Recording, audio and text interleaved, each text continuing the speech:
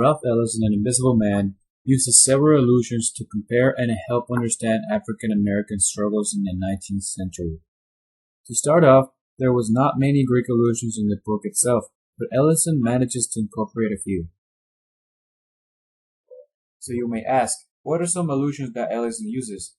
How do they help the reader understand the concept of the story? What is the message that the illusions are trying to convey? Hopefully this video will answer all the questions you have about illusions in the book.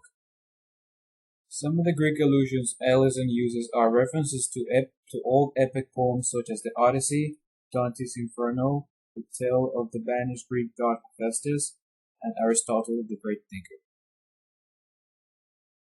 The first illusion that I found was set early in the prologue. Ellison uses an illusion from Homer's Odyssey to help the reader understand how much stress the narrator was actually in. Under the huge stress that the narrator was, we commenced that, in the center, facing us, stood a magnificent blonde, stark naked.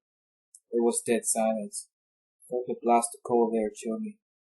I tried to back away, but they were behind me and around me. Some of the boys stood up with lowered heads, trembling. I felt a wave of irrational guilt and fear.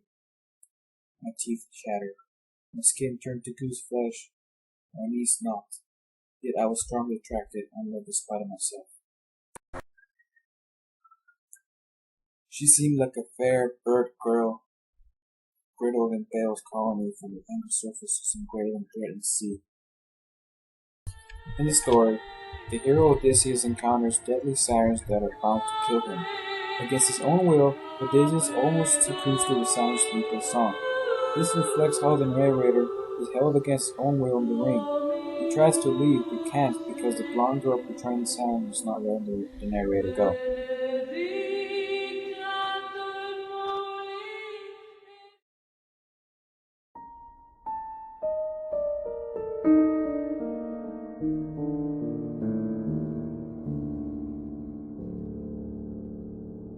Another illusion that I found in the book was a reference to Dante's Inferno. Ellison uses this reference from the Divine Comedy to illustrate how the action of going to his home in the basement of the apartment building is like descending into hell. He comments that his hole is warm and full of light. This means that even though his hole is warm, it doesn't necessarily mean that it is comfortable. Ellison is using a metaphor here. It means that it is warm and full of light, but in a deceiving way. Because the narrator is invisible through people's eyes, truly the hole is a metaphor for hell. The next illusion that I found in the book was of Aristotle the Great Thinker. Ellison uses this illusion to show how African Americans back then had the God-inspired faith to achieve greatness. Even though they faced many hardships, African Americans managed to pull through. In the story, the narrator is banished from his college due to supposed misbehaving, just like the story of the Greek god Hephaestus.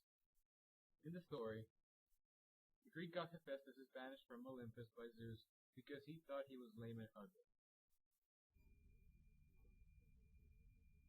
Ellison uses this to infer that the narrator was banished because not of his misbehaviors, but the color of his skin, just like the Greek god Hephaestus.